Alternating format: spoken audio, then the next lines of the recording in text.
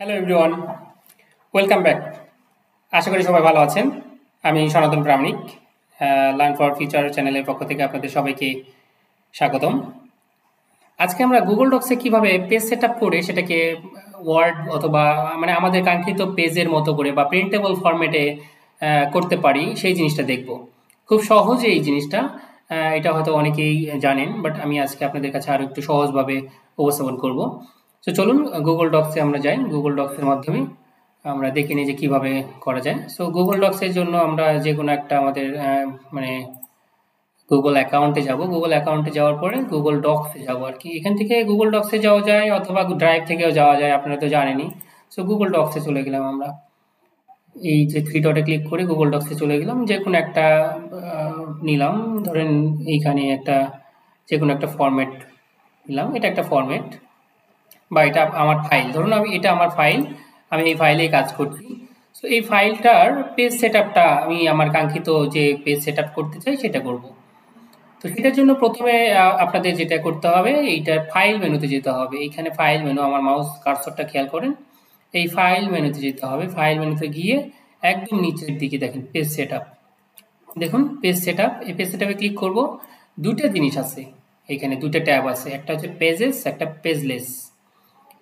পেজেসটা হচ্ছে যে আমরা আমাদের পেজের মতো করে যে এটা করব সেটা, আর পেজ লেসে ক্লিক করলে এখানে কোনো পেজ নাই, পেজের কোনো বাউন্ডারি নাই। আমি এটাতে ওকে করলে এটার কোনো পেজ থাকবে না, একদম পুরোটাই পেজ আমার এখানে। সো আমরা পেজে থাকবো। হ্যাঁ, যদি আমাদের এরকম থাকে আমরা এটাকে পেজেসে যাব। পেজেসে করলে কি হবে, আমার পেজটা মানে নর্মালি আমরা ওয়ার্ডে, মাইক্রোসফট ওয়ার্ডে অথবা এক্সেলে করে প্রিন্টেবল যে ফরম্যাটটা হয় সেই রকম ফরম্যাট হবে আর কি। সো এখন যে কাজটা হবে, যে আপনি যে পেজ সেট আপটা করবেন, প্রথম কথাটা হচ্ছে সেটা পুরো ডকুমেন্টের জন্য করবেন কিনা সেটা ক্লিক করে দেওয়া। সো পুরো ডকুমেন্টের জন্য থাকলে পরে এখানে হোল ডকুমেন্ট থাকবে। আর যদি কোনো সিলেক্টেড কন্টেন্ট থাকে তাহলে আপনাকে আগে সিলেক্ট করে নিয়ে আসতে হবে, তারপরে এখানে সিলেক্ট কন্টেন্ট দিতে হবে। হ্যাঁ, তো আমরা এখানে হোল ডকুমেন্টের জন্য দেখি, হোল ডকুমেন্ট সিলেক্ট করব আমরা। এরপরে ওরিয়েন্টেশন, ওরিয়েন্টেশনটা কি?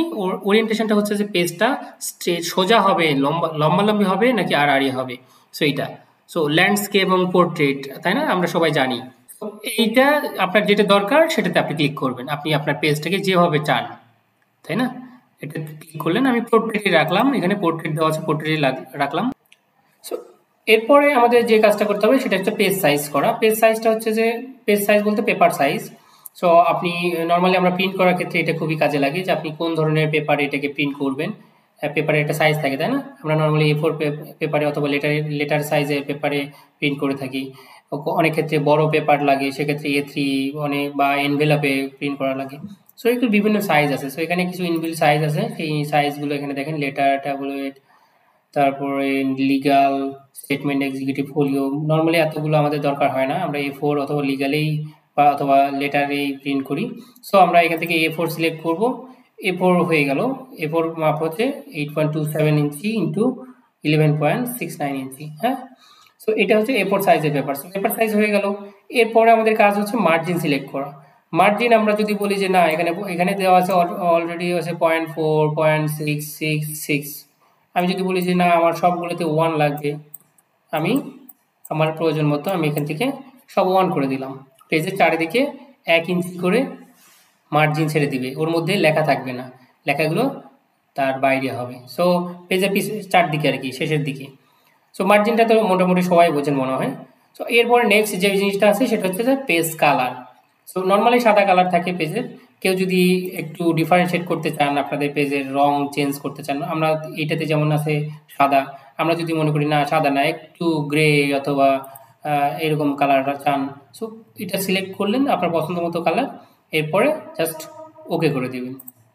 সো এই যে দেখেন, আমি একটু গ্রে দিলাম, আমার পেজের কালারটাও একটু গ্রে হয়ে গেল, তাই না। এবং প্রত্যেকটা সাইডে এই যে দেখেন, বামে, উপরে, ডানে, সব জায়গায় কিন্তু 1 ইঞ্চি করে মার্জিন ছাড়ছে।